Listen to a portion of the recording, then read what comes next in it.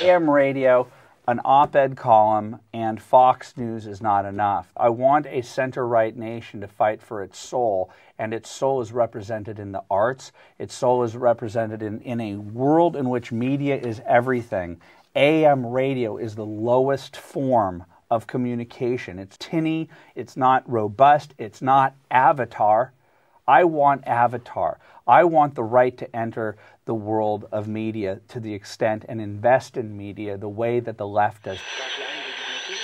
The fake media is trying to silence us, but we will not let them, because the people know the truth. The fake media tried to stop us from going to the White House, but I'm president and they're not. You're listening to the Curt Schilling Podcast, a Breitbart.com podcast. The podcast starts now. Here's Curt with today's headlines.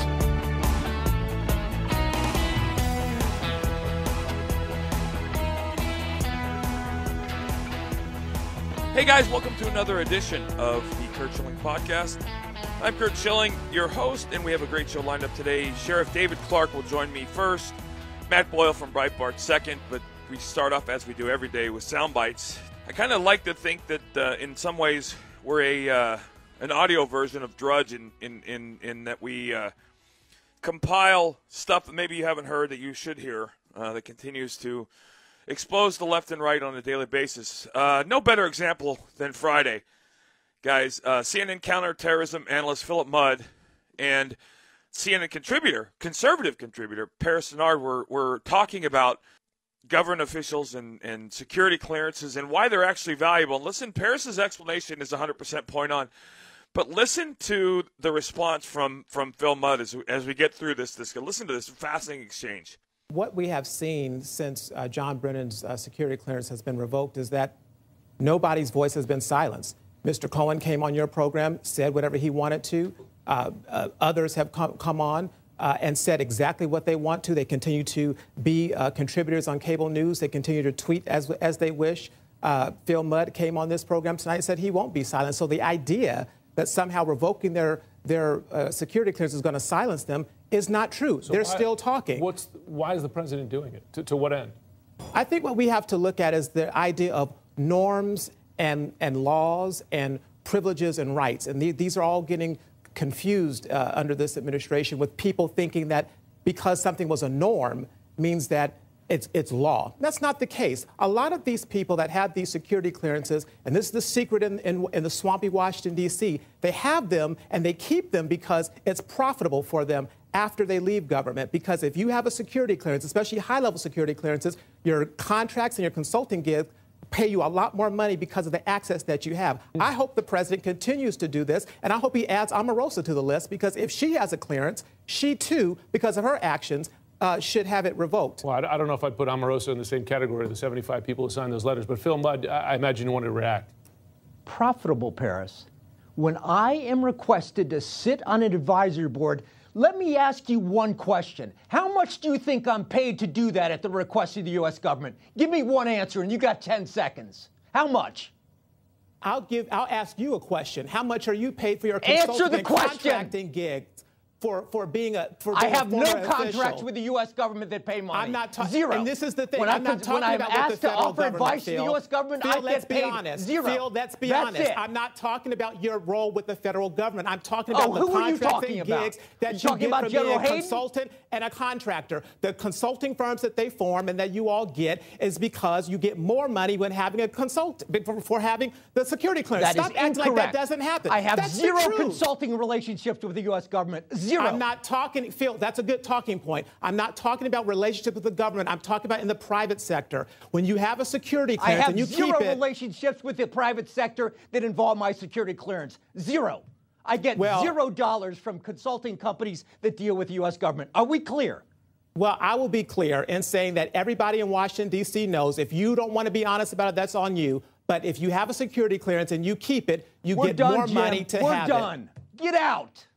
Phil, it's not your show, so I'm staying right here. And this don't be so defensive about this. Get out.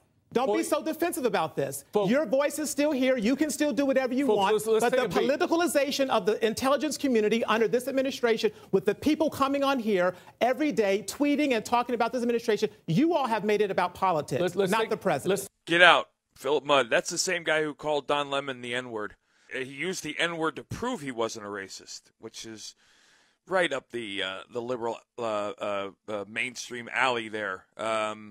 That's Philip Mudd telling this man to get out. So apparently, if that was the other way around, we would be hearing the call for Philip Mudd's head because he would be a horrible racist. Unhinged. And then on MSNBC's Rachel Maddow show, John Brennan himself stated that, hey, listen, I said President Trump was treasonous, but I didn't mean he committed treason. Yeah, listen to this one. I don't expect Mr. Putin to acknowledge it. He's going to deny. But for the President of the United States to continue to prevaricate on this issue, I think does a great injustice and a disservice to the men and women of the intelligence law enforcement community, and does a great disservice to the citizens of the United States. And that's why I said it was nothing short of treasonous. I didn't mean that he committed treason, but it was a term that I used, nothing short of treasonous. Well, you didn't mean that he committed treason, though. I said it's nothing short of treasonous. That was the term that I used, yeah. That's the... If we diagram the sentence, nothing short of treasonous means it's treason. I mean, the reason I'm bringing this out is because when you say, I know what the Russians did, and when you knowing what the Russians did, observing the president's behavior, you go to the word treason, it suggests that you think the president may be serving a foreign country rather than our own. Well, yeah. I think he has crossed the line repeatedly in terms of his failure to fulfill the responsibility of the office, and to look Vladimir Putin square in the eye and say, this should never, ever happen again. Do you think that he is knowingly serving the interests of the Russian government instead of the U.S. government? I scratch my head a lot. I'm puzzled over why Mr. Trump acts this way with such obsequiousness to Mr. Putin. I don't know. And I'm not going to try to pretend that I know. Mm-hmm. But there is something that is very disconcerting, very worrisome about how an individual who occupies the Oval Office interacts with Mr. Putin. So I called him treasonous, but I didn't mean he actually committed treason. That's the left. I called you the N-word, but that's because I wanted you to know I'm not a racist. Those are left-leaning, liberal, logical talking points. So anyway, listen to Brennan's cohort on Sundays on CNN State of the Union. Former National Intelligence Director James Clapper talked about the fact that removing Brennan's security clearance was in part because of Brennan's rhetoric. Do you think that John Brennan's hyperbole is an issue here? Is one of the reasons we're having this crisis? Well, I think it is. I think John is sort of like a freight train, and he's going to say what's on his mind. I think, though, that the common denominator among all of us that have been speaking up, though, is genuine concern about the jeopardy or threats to our institutions and values. And although we may express that in different ways, and I think that's what this really is about. But John and his rhetoric have become, I think, an issue in and of itself. They're starting to eat their own. Again, I still think at some point somebody's going to get pushed into a corner, and they're not going to have the wherewithal or the chutzpah or the spine to take the fall for everybody, and things are going to spill, and we're going to learn everything we thought we knew. Then on on Sunday on ABC's This Week, you have new National Security Advisor John Bolton talking about CIA Director Brennan's security clearance being revoked, and justifying why it was, which, I mean, there's no doubt when you hear the reasons that it's 100% spot on. Listen up. President Trump revoking the security clearance of John Brennan. Should that have been done? Well, this is a decision for the president. It's something that I think was originally suggested by Senator Rand Paul, perhaps others. I was aware of it along with, I think, most of the president's other senior national security advisors a few weeks ago. He obviously made his decision, and we go on from there. He cited his authority to protect the nation's classified information as a reason, and also referred to Brennan's what he called erratic behavior, wild outbursts on the internet and television. Brennan has been a strong critic of the administration, but what does this have to do with protecting classified information? Well, I think Senator Richard Burr, the chairman of the Senate Intelligence Committee, whom I don't think anybody could accuse of being a gopher for the Trump administration, had some very trenchant observations on Brennan's behavior since he left the CIA. And I think also on his behavior while he was at the CIA. It was my view at the time that he and others in the Obama administration were politicizing intelligence. I think that's a very dangerous thing to do. And I think especially for senior intelligence officials, career intelligence officials who come out of the government, to keep that wall of separation between intelligence and policy. And I don't think Brennan has followed that. And, whether he actually used classified information, I think people will be able to determine. But I think that's a serious problem. Are there any specific examples that you think he used classified intelligence? No, but I think there is there is a line, and somebody can cross it. I know from my own experience in the Bush administration after I left. I was accused by a senior State Department official of criticizing the administration's policy on North Korea and using classified information. And it happened, he was half right. I was criticizing the Bush administration, but I was not using classified information. Had I been, it would have been a different story. Again, you could hear her disdain. She wasn't getting the answers that she wanted from National Security Advisor John Bolton, and you could hear it in her voice. They're all so infected with the derangement syndrome. It comes through. I got to tell you, I would be okay if Rudy Giuliani was never hired. I think he's not doing anybody any favors. I think he's opening his mouth and doing. Maybe he's a diversion. Maybe he's a shiny object that people want him to be looked at. But he was on NBC's Meet the Press and talked about former Director Brennan and why the security clearance was revoked by President Trump. We're going to point out to the public how he has acted improperly, and he's now violating a Justice Department rule about not carrying on an investigation. That's not the within rule. 60 days of It's about issuing indictments and things like that. He can go dark. No, it's about carrying on a public. Dark. It is not. It's about carrying on a public investigation. If he has to issue a subpoena during that period of time, it would be a gross interference in the election. When he could have issued a subpoena 6 months. 6 months before, 3 months before. I think that is what we were both agreeing on that. I think we're both I'd like to agreeing comment about Brennan. Brennan made the extraordinary charge that the president was treasonous, and then just said to you, and I commend you for your questioning, that he has no information that the president is guilty of conspiracy. Well, I mean, that is just conjecture that this man accuses people of a crime that could carry death as the result. Totally, it's a highly charged word. Unhinged character who shouldn't have a security clearance. I got to tell you, every time I hear someone on the left interviewing, I mean, you heard Rachel Maddow earlier. She was trying to tiptoe as carefully as she could around the question with Brennan because she didn't want to make him seem as stupid as he was. And you heard right there that he was trying to shut Giuliani up before Giuliani got done with his point. But those sound bites, another day of exposing the left for the lying frauds that they are. In every turn. It's just amazing to me. And again, it's almost insulting. I'm almost insulted as I would be if I were a black voter who was told by the Democratic Party that I'm not smart enough to get a government ID. But the government and the left, the swamp, they honestly believe that we're as stupid as they sound. And you can tell by those sound bites they do. We're going to take a short break. We'll be back with Sherriff Clarke in just a minute. Breitbart News Daily with Alex Marlow. Why did we see some of the Republican kissing of Mark Zuckerberg that was taking place? I called it kissing the ring because I felt like every single person practically had to kiss the ring of this guy, who wants to do nothing except get all those people out of office. So, bizarre behavior from the Republicans. Breitbart News Daily, weekdays at 6 a.m. Eastern on SiriusXM Patriot 125. You're listening to the Curt Schilling Podcast. Once again, here's Curt Schilling.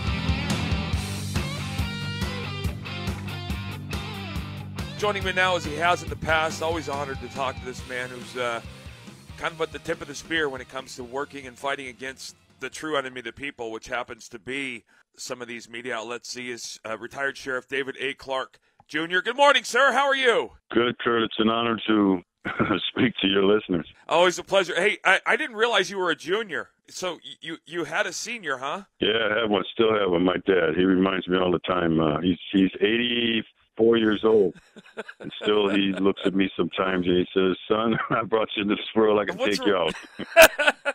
Yeah. Hey, listen, we're dealing with some more stuff now. I mean, I was curious to talk to you. And I know you're not an expert on this subject, but I do want to have this discussion. Former CIA director gets his security clearance revoked, which, by the way, I don't think people understand that a security clearance is not a constitutional right. It is, I would argue that it's probably one of the most amazing privileges of all of serving this country, because you have access to all of the most classified information, and you do so because you're someone that the president or the administration counts on for advice, or your job requires it. These men, Brennan, Clapper, have proven to have committed perjury. We know they've lied under oath. The left is throwing a fit, and you're even hearing Brennan talk about filing a suit for First Amendment being abridged and all this. Give me your thoughts on that whole subject. First of all, let me qualify on this subject. I never call myself an expert, but I do have a master's degree from the Naval Postgraduate School, and it's a master's degree in security studies. So I have studied this intelligence community inside and out to earn that degree. So I know a little bit about it, the classification process, so on and so forth. Anyway, as it relates to Brennan, Brennan is flat out wrong. See, he has this arrogant attitude of privilege. He thinks that having that security clearance is a right. It is not a right. It is a privilege given by the federal government that can be taken away at any time. You know what? They don't need a reason. They do not need a reason. So the lying liberal media is making a big deal over that he's trying to, that the president is trying to silence Brennan and so on and so forth. No, that's simply not true. John Brennan was caught lying under oath to the United States Senate in a hearing when Dianne Feinstein asked him if the CIA was spying on Senate staffers, and he said flat out, "No, we aren't. That is absolutely false." He had to come back several weeks later, and he admitted that he did not tell the truth, that they were, in fact, tapping into Senate staffers' computers. The CIA spying on Americans, Kurt. That is as un-American as you can get, to spy on Americans. So he lied there. He should have had his security clearance revoked after that. But in Washington, see, everybody covers for one another. They can lie, they can cheat, they can steal, and nothing really happens to them. So he has no use. Here's the thing that I have. He has no use for a security clearance. You would be surprised at the amount of people no longer in government that maintain a security clearance. I saw a report the other day that said there are 4 million people in the United States with security clearances, and 1 million have top security clearances. That is a national security threat. If 4 million people have security clearances, how safe are nation's secrets? I would say not very. It'd be like if you had, with your bank account, with your password and identification and whatnot, and let's say 100 people have it, would you feel that your bank account is secured with that kind of reach? I wouldn't. So 4 million people have a security clearance. 1 million of them have over a top. Well, here's the thing, though. We know this, don't we, Sheriff? The reason they have that, for the most part, is it's a moneymaker in the private sector. If you have a security clearance, you can and will. We played a soundbite earlier. Counterterrorism analyst Philip Mudd, who exploded at Paris Denard for basically telling the world, hey, listen, that's exactly why you have it, because you make money. He flipped out. Oh, and by the way, I know this isn't really relevant, but he used the N-word on CNN, which apparently is cool and not a big deal. And here's the thing, Sheriff. I'm not a black man, so I don't understand. Well, I don't understand the word, number one. I've never been able to grasp the repulsiveness of that word, even when black men use it in music. I think it's ridiculous and sickening. Last week we were talking about this. We now know from a Rasmussen poll that the black vote has gone from 6% Trump to 22% Trump. My research, all the stuff that I've looked at, when the number gets above 15% from a support for the Republican Party by blacks, we pretty much are done having a Democratic president. I'm seeing this walk away movement. I'm seeing I'm seeing a lot of prominent black men and women coming out saying, hey, listen up, people. Democrats aren't who you think they are. They are the enemy. Are you feeling that in any way? Are you getting that feedback from your communities at all?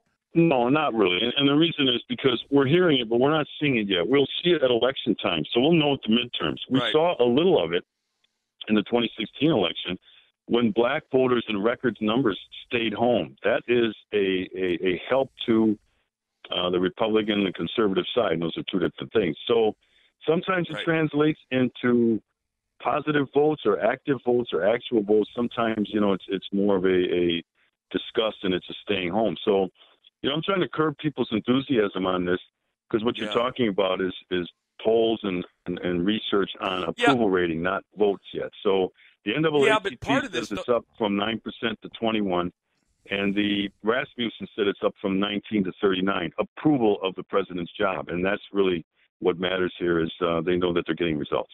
I wanted to say, it feels to me that the Candace Owens and the Kanye West, well, you know what? You're an example, too. If you're a black man or woman and you come out as a rational, forward-thinking, very intelligent conservative, you are an Uncle Tom, you are a traitor, you are bought and paid for by it's amazing to me that the left has marginalized intelligent black men and women to the point where you can be just cast off as a nobody because of your political affiliation. Yeah, that's interesting. I'm a free thinker. I always have been. I'm an independent thinker. I make up my own mind. I do my own research. I do my own reading and peeling the layers back. I'm not susceptible to propaganda, to slogans, hands up, don't shoot, that kind of nonsense, but many people aren't.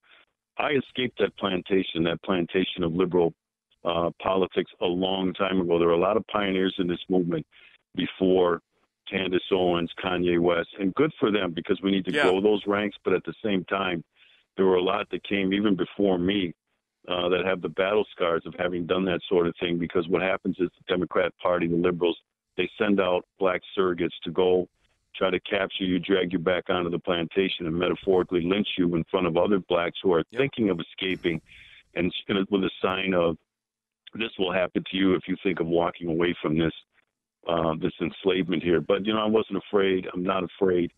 I thought it was worth the risk. People like Frederick Douglass, people that came before me, people like Nat Turner who led a slave rebellion, they gave their lives, not so much Frederick Douglass, but they gave their lives so that people like me and future generations could express ourselves freely. Yes. And in my realm, it was Jackie Robinson and Curt Flood. There you go. The men of the 60s who Hank Aaron, who, when I heard Barry Bonds talk about being a black ball player, it was embarrassing to me to think about what Jackie went through and what these Frank Robinson, who I played for, they went through real pain. And I'm not saying that today's stuff is not pain. It's a different kind of pain. It's a social outcast kind of pain. But the fact of the matter is, Sheriff, when I can post a picture of one of the 9 women who were accosted and harassed, being kicked out of a school in 1964, and I can post it next to a photo of Candace Owens being accosted and harassed, being kicked out of a restaurant in 2018.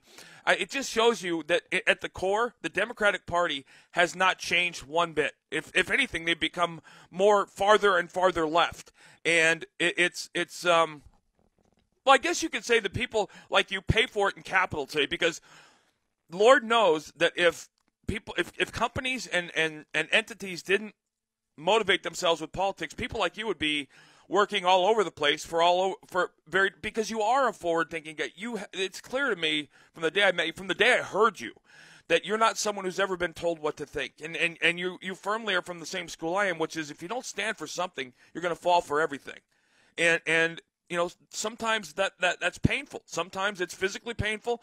Sometimes it's emotionally painful. People don't understand. You've been threatened. Your family's been threatened, and nothing. You didn't commit a crime. You didn't. I mean, listen. We're in a world where a gentleman was pulled over the other day for taking his wife to the hospital, and he was arrested because he's wanted for murder. The left is flipping out because the pregnant woman who wasn't in labor, what was somehow she wasn't taken care of, which she was. That's the priority. It's kind of interesting. We started out talking about my father, who's still a mentor to me. But, he served in the United States Army. He was an airborne ranger. He had several combat jumps under fire. And he fought in a segregated army, for heaven's sakes. The United States Army was still segregated at the time, but he knew that this country held out the best hope for his kids in future generations. So he thought it was worth it. Now, he easily, because he fought in a segregated army, he easily could have a chip on his shoulder. You know what he does? He didn't, because he knew that wasn't going to get him anywhere. So that's kind of where my learning, came from. And he would insist, and he still does. Think for yourself, son. Think for yourself. Do not go along with the crowd. Do not go along with stuff that you might question. Think for yourself. So that's why I'm the way that I am today, and that's what I encourage other people to do. Curt, I never tell black people to vote Republican. I've never done that. I tell them, figure it out for yourself. The Democrat Party exploits us. They have exploited us. And they need us for voting, and that's really all they need us for. And they won't say that. And of course, they use the high of government handouts as the treat or as the reward, but that's been very destructive for the black family and the black community. I wrote a long blog piece about the switch that never happened. I don't know if I tried to. I think I posted a link to it to you. I've read Frederick Douglass and Booker T. Washington, and when you talk about your father, who, God bless him, has every right to have a chip on his shoulder, there are men and women that served in the Second World War who never benefited from the GI Bill only because they were black, who have every right to have a chip on their shoulder. But when I think about Frederick Douglass and Booker T. Washington, two men who were self-educated, brilliant, forward-thinking men who were slaves, who were beaten, and whose lives people can't imagine. If they came out the other side without a huge chip on their shoulder, what right does anybody have? These men had every reason in the world to despise this country and white people as a whole. The things that they saw and the things that they endured, I can't even fathom. But in reading it, it just, there are two books you have to read. If you want to understand anything about how we've got to where we are today, you have to read those books. But those men had every reason in the world. And I've asked the question before of many people, how the hell did they come out the other side not having a chip on the shoulder? And the answer is simple. They were educated and they were men of God. Those two things are cure-alls for almost anything these days. And they also had a lot of courage. You know, those are people that I admire. You go back, you look at Harriet Tubman, you look at Ida B. Wells. You know, they kind of led this early civil rights movement. And like you said, they endured real hardship. They endured real injustice. These people today, born in this generation, these new blacks, I like to call them, they have no idea. They have no idea of what hardship is when they talk about social justice and social injustice. They have no idea. We're talking about people back in the 1800s, even into the early 1900s, that were refused the right to vote, for heaven's sakes. What black today is refused the right to vote? One of the things that you had mentioned was you don't tell people who to vote for. And I would argue that's the reason why I think, well, let me give you an example. Liberals would tell you that voter ID is a racist policy. I find that to be so incredibly insulting because basically what they're saying is if you're a minority, you're not smart enough to get your own voter ID. That's the way I read that. Very insulting. Extremely insulting. Yeah. I mean, is that how it looks to you? Treated blacks. That's how the Democrat Party has treated blacks for a very long time. They send this poisonous message of, you can't make it on your own. You're not self-sustaining. You're not self-efficient. You have to count on us to get anything done, to accomplish anything in life. I find that a very insulting message. But like I said, a lot of people are susceptible to that out of fear. I hate to revert back to it, but it feels to me very much like we're in a vicious cycle. And you look no further than Chicago and the violence. I think there were from sundown Friday to today, there were 50 shootings this weekend in Chicago. And I can't figure out why that isn't on the front and center of every, not just black voter, but every voter in this country as we look to secure our safety, not just our borders, but inside our cities. Chicago is more violent than Afghanistan, and Rahm Emanuel continues to be complicit to murder, in my opinion, just by sitting on his hands. Yeah, there's no doubt about that. I mean, you look at the number of people that have been shot and killed in Chicago in the last 3 weekends. Those are some staggering figures, and like when you compare it to a war zone, I don't think that's hyperbole at all. But the fact is that these are Democrat-led cities. These are liberal mayors, liberal policies, and they are ill-equipped, and they have no idea what they're doing in order to stem this thing. And instead of reaching out to help, they stand by and watch sometimes good black people. This isn't always one gang member shooting another gang member. These are sometimes kids caught in a crossfire. These are law-abiding citizens caught in a crossfire. If a guy goes by a house and fires 30 rounds into it in a drive-by and hits or kills people inside that home, maybe there's a gang member that lives there, but there's his family members who have nothing to do with that live there as well. And so when I hear these people talk about Black Lives Matter, I laugh, I scoff at it. I say, you guys don't think Black Lives Matter. I'm talking about on the left. I said, otherwise you'd do something about the city of Chicago. And the fact that you're not reading about it in the newspaper is because it's too embarrassing for the American left, the leftist media. It's too embarrassing to point out that their policies have failed, their policies have let people down. Yeah. And, until they get their arms around that thing, more black people are going to needlessly die and be injured in gunfire in Chicago. Well, I keep saying Al Sharpton should park his race-baiting ass in the city of Chicago and fix a real problem for the black community. So, Sheriff, listen, always a pleasure. God bless you. Thank you so much. You guys can follow Sherriff Clarke on Twitter, and he's out and about. Where are you right now? What are you doing right now? Right now, I'm back home for a little bit, back in Milwaukee. I just got here yesterday, taking care of some home business here, but I'll be back on the road. Last week, I was in Cincinnati and Des Moines, Iowa, with the vice president, working on peddling the message of the Trump agenda to make America great again. God bless you, Sheriff. You take care of yourself. You do the same.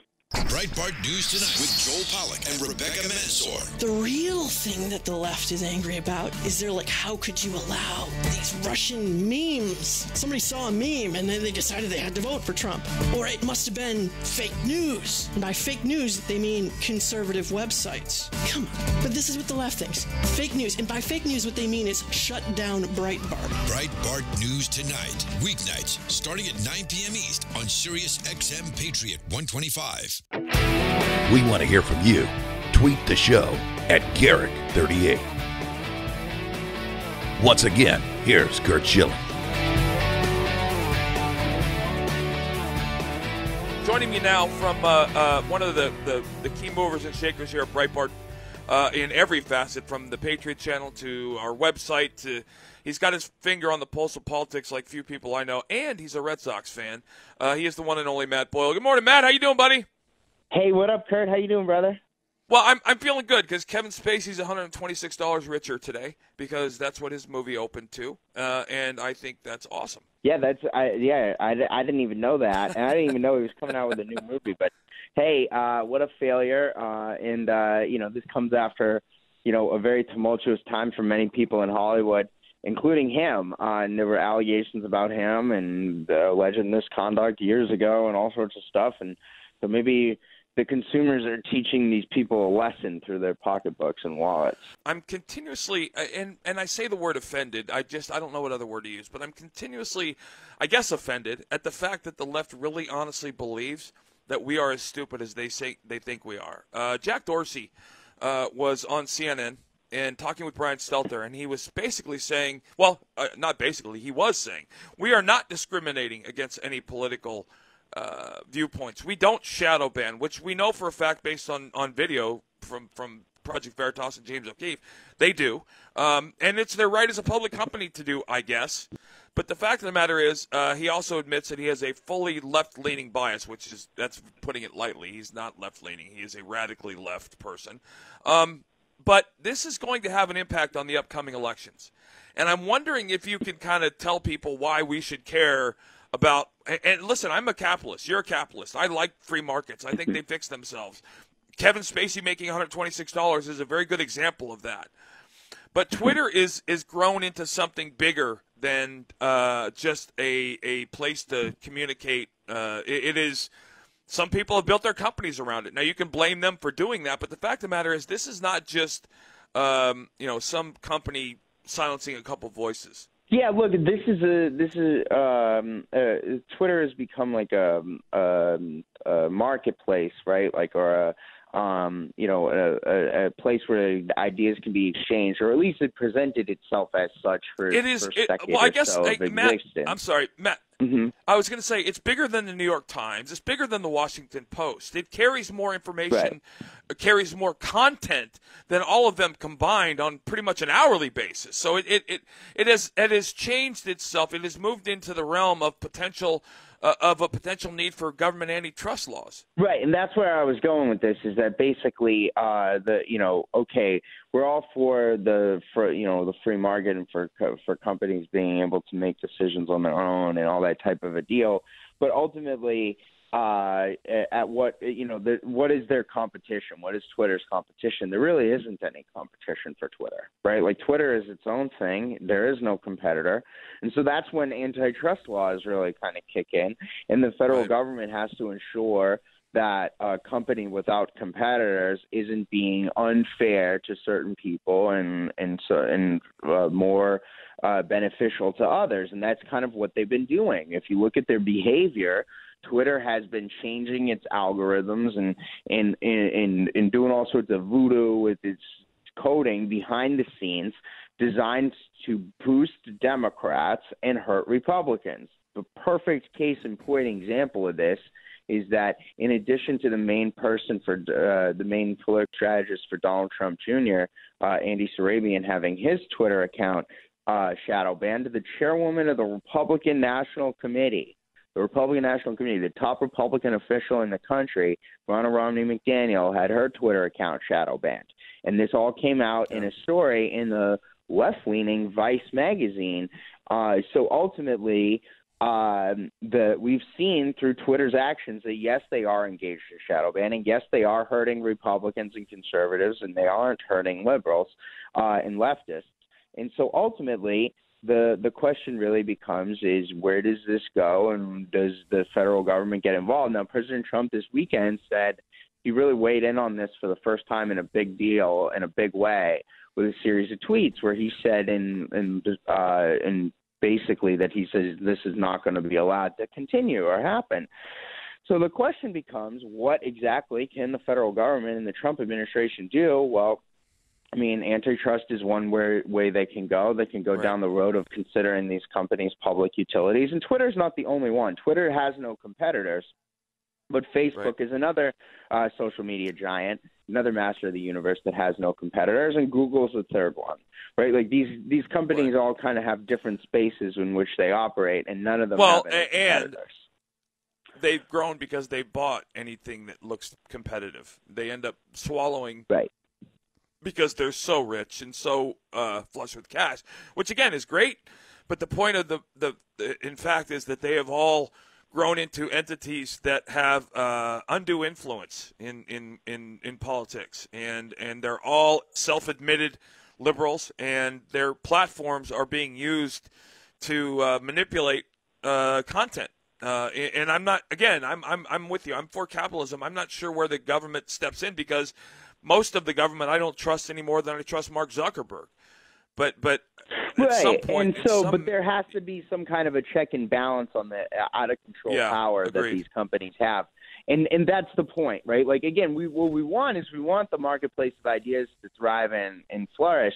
But the point is that you can't get if somebody comes up with a great idea for a thing like Facebook, right? Back when Mark Zuckerberg was in his dorm room at Harvard and came up with it, that wouldn't have a chance of success in today's market because of the power and influence of these people. Because of Mark Zuckerberg that exist, right? Exactly. So the point is that what we want to ensure is that companies out there, and I don't know the exact way to do this, and I hope that President Trump and the White House and the Justice Department and the FCC and all these people are working on this, because this is an extraordinarily important deal. Because basically, right now, Facebook has grown to the point of a monopoly, right? Like, or at least an oligopoly. We have at least an oligopoly in the Silicon Valley space, and many of these companies are monopolies at this point, and that stifles competition and innovation and growth, and encourages cronyism, which is what we have, that is not capitalism either. right? So we need to make sure that that happens. Yeah, no, I'm with you, Matt. I don't. I'm not sure what the solution is. I don't like coming at a problem without a solution either, because that's what the liberals do. You know, they want more common sense gun control, although they can't explain what that means.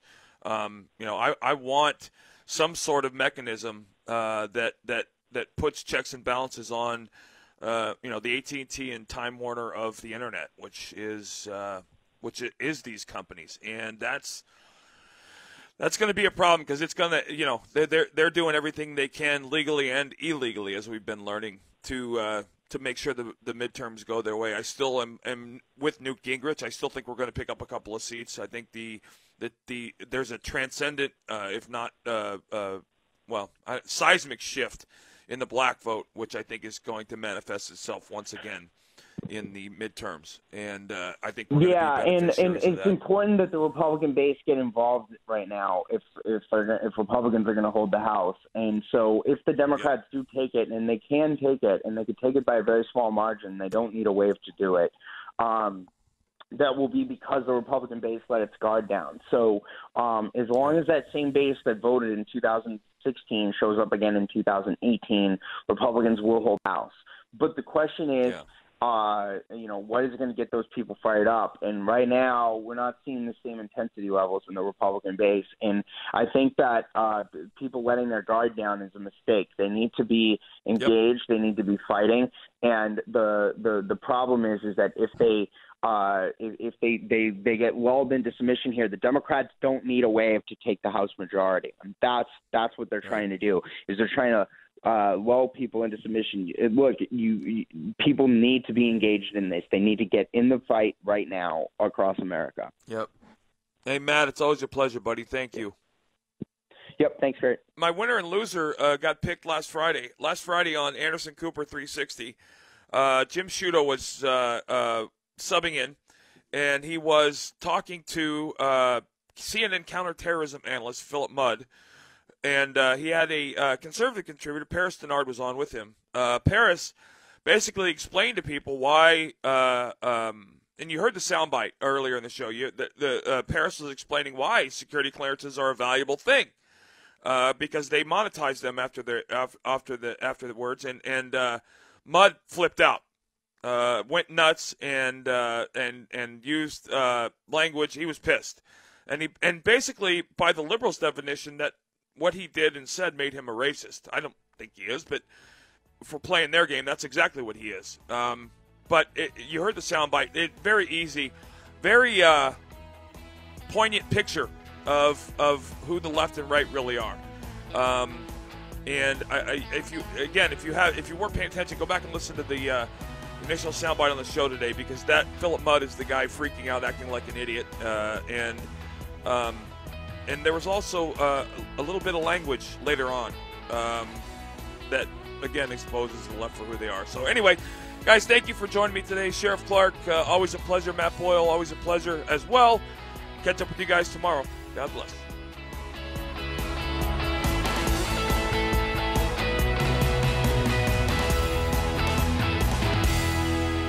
Sonny's Corner with Sonny Johnson. Everything in hip-hop is not bad. Kanye agreed with us, so let's love him today until he raps tomorrow and you turn your back. Because if you jump off when the fun of the moment is over, then you are in fact making Kanye the token he is accused of being. So please, don't do that. Don't go there. Sonny's Corner with Sonny Johnson. Saturday from 1 to 3 p.m. East on Sirius XM Patriot 125.